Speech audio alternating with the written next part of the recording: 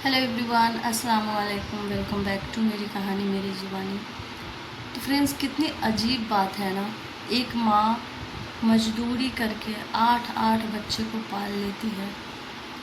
वो माँ जो कभी मजदूरी का हाल नहीं जानती थी कि कैसा होता है। उनके यहाँ उनके दरवाज़े पे 8-10 मज़दूर हमेशा रहते थे, उनके खेतों में काम करते थे। वो माँ जब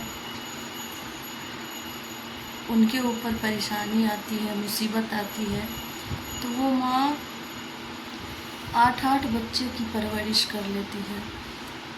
क्योंकि अब्बू का किसी चीज़ के सिलसिले में हमेशा कोर्ट का ही चक्कर काटना होता था। अब्बू उसी में परेशान रहते थे। जब अम्मी को लगा कि मेरे बच्चे भूख से तड़प रहे हैं, मेरे बच्चों हम लोगों को खाना नहीं मिलता था, हम लोग अगर अम्मी नहीं होती तो शायद हम लोगों का परवरिश नहीं होता। और वो माँ जो इतनी तकलीफ़ करके, इतनी परेशानी उठा के, इतना मेहनत करके, मुशक्क़त से अपने बच्चों को पाल ली, 8 बच्चे को। और आज अब्बू इस दुनिया से चले गए, अम्मी बेवा हो गई। तो आज वही बच्चे, बेटियों की शादी हो गई, एक भाई है, एक बहन है कुंवारा।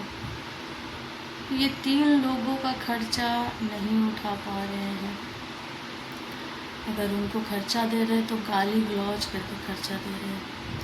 मैं तो कभी कभी ना इतना ज़्यादा परेशान होती हूँ कि आखिर माँ कैसी होती है, जो माँ हर दर्द, हर परेशानी को अपने अंदर सह लेती है और अपने बच्चों के लिए हर कदम पे वो हर चीज़ सहने को तैयार रहती है। और वो कदम उठाती है जो वो कभी सोची नहीं थी कि मैं कभी ऐसा भी करूँगी। उनके लाइफ में परेशानी आती है अपने बच्चों के लिए। हालांकि उनके माँ बाप कहते हैं कि तुम यहाँ रह जाओ, मैं तुम्हें पूरा खर्चा उठाऊँगा, बच्चों को वहाँ छोड़ दो।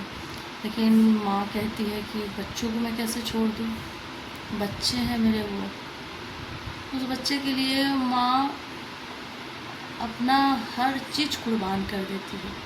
लेकिन जब बच्चा बड़ा हो जाता है, माँ बाप का कोई रिस्पेक्ट नहीं। अगर उनको खर्चे भी दे रहे हो, पेट में खिला भी रहे हो, तो गाली गलौज करके, बहुत दुख होता है, बहुत दुख होता है। ये चीज़ें जब सुनती हूँ ना मैं, बहुत दुख होता है। बट क्या करूँ, मैं भी तो नहीं कुछ करती हूँ जो मैं अपनी अम्मी का हेल्प करूँ। क्या करूँ, दामाद कितना नहीं करेगा। मैं बोल भी नहीं सकती दामाद को, क्योंकि दामाद का हक नहीं है। दामाद का हक अपने माँ बाप के लिए है, वो अपने माँ बाप के लिए करते हैं। हाँ, बेटी का हक है करना, बेटी का जो फ़र्ज़ है, दामाद का फ़र्ज़ नहीं है, बेटी का फ़र्ज़ है।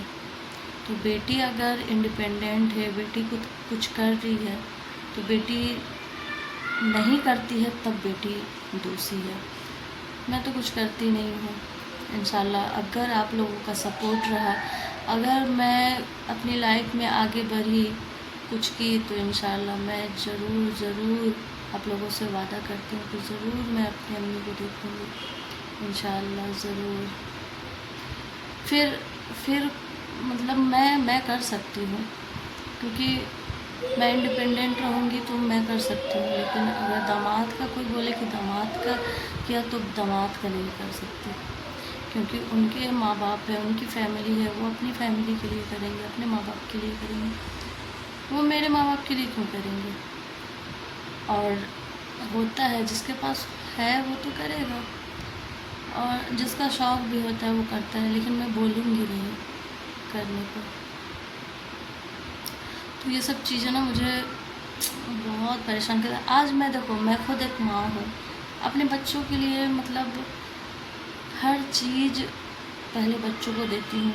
ये चीज़ मेरा बच्चा खा ले, ये चीज़ मेरा बच्चा खा ले। मैं नहीं खाऊँ तो भी चलेगा, मेरे हस्बैंड बोलते हुए तुम भी खा लिया करो। अरे छोड़िए ना, बच्चा खा लेगा तो मैं खा लूँगी। مطلب مانو کہ بچہ کھا لیا تو صبر ہو جاتا ہے کہ ہاں میرا بچہ کھا لیا، اور جب بچہ کھا لیتے ہیں تو سکون ملتا ہے بہت کہ چلو میرا بچہ کو یہ چیز مل گیا، یہ کھا لیا وہ کھا لیا۔ اگر یہی بچہ بڑا ہو کے اور مجھے اگر کچھ دے بھی رہا ہے، اگر پیسے دے رہا ہے، مجھے پیٹ میں کھلا رہا ہے یا کچھ دلا رہا ہے، اگر گالی گلوچ کر کے دے تو کیسا لگے گا، کیسا دل پہ بیتے گا۔ میں یہی سوچتی ہوں کہ اس بیوہ ماں کو کیسا لگتا ہوگا۔ آج باپ بھی اس دنیا سے چلا گیا، ماں ہے تو اس کی بھی کوئی قدر نہیں ہے، ایسے کر کے ماں بھی چلی جائے گی۔ کیا کروں، مجھے کچھ سمجھ میں نہیں آتا ہے۔